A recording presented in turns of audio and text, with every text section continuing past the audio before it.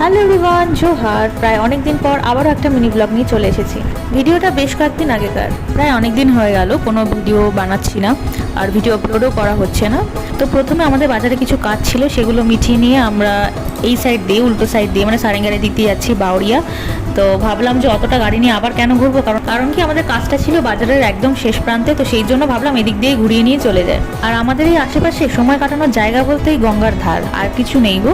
যে টুকটাক কোনো চা খাওয়ার স্টল থাকবে বা ক্যাফেটেরিয়া থাকবে, তেমনটা কোথাও নেই। দেখো যাওয়ার পথে এখানে গাড়িটা সারিয়ে নেওয়া হচ্ছে, ঠিক আছে। গাড়িতে অনেক ময়লা পড়ে গেছিলো, দেখতেই পাচ্ছ কত ময়লা পেরিয়েছে এক গাদা।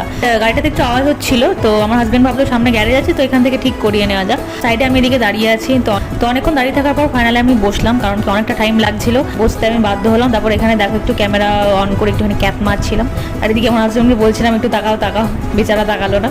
দীর্ঘ অপেক্ষার পর আমরা চলে গেলাম বাউরিয়াতে। তারপর সেখানে গিয়ে আমরা একটা রেস্টুরেন্টে ঢুকলাম। এটা লেট হয়ে গেছিলো গাড়ি সারাতে গিয়ে, তো আমরা রেস্টুরেন্টে বসে আছি। দেখো সেখানে গিয়েও আমি আবার ফিল্টার লাগিয়ে একটু ক্যাপ মারছিলাম, ঠিক আছে।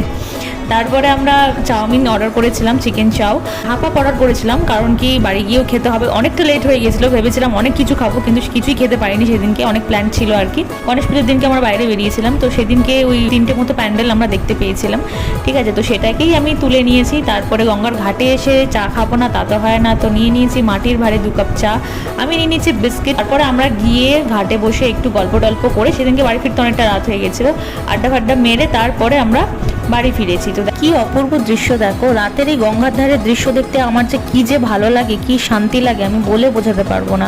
একটা আলাদাই অনুভূতি। দেখো ঘাটে বসেও আমি আমার হাজব্যান্ডকে রীতিমতো আমিও কত ফটো তুলে দিই, কত ভিডিও তুলে দিই তার নেই ঠিক। আর কি আমার হাজব্যান্ডের ভিডিও তুলে দিচ্ছিলাম, ঠিক আছে। বলছিলাম তোমাকে ভালো লাগছে রাতের বেলাতেও, ক্যামেরাতে খুব সুন্দর লাগছে তোমাকে, মানে এইসব কমপ্লিমেন্ট দিচ্ছিলাম আর কি। আমরা যখন ফিরি দেখো ঘাট পুরো ফাঁকা হয়ে গেছে, কোনো দোকানও নেই। ঠান্ডা লেগেছিল বলে সেদিন আইসক্রিমটাও খাওয়া হয়নি, নাহলে ঘাটে গেলে আমরা আইসক্রিমটা খাই মাস্ট আর কি। ফেরার পথে আমরা একটা ফুচকা দোকান দেখতে পেয়েছিলাম, সেখানে টুক করে আমরা একটু ফুচকা খেয়ে তারপরে বাড়ি ফিরে চলে এসেছিলাম।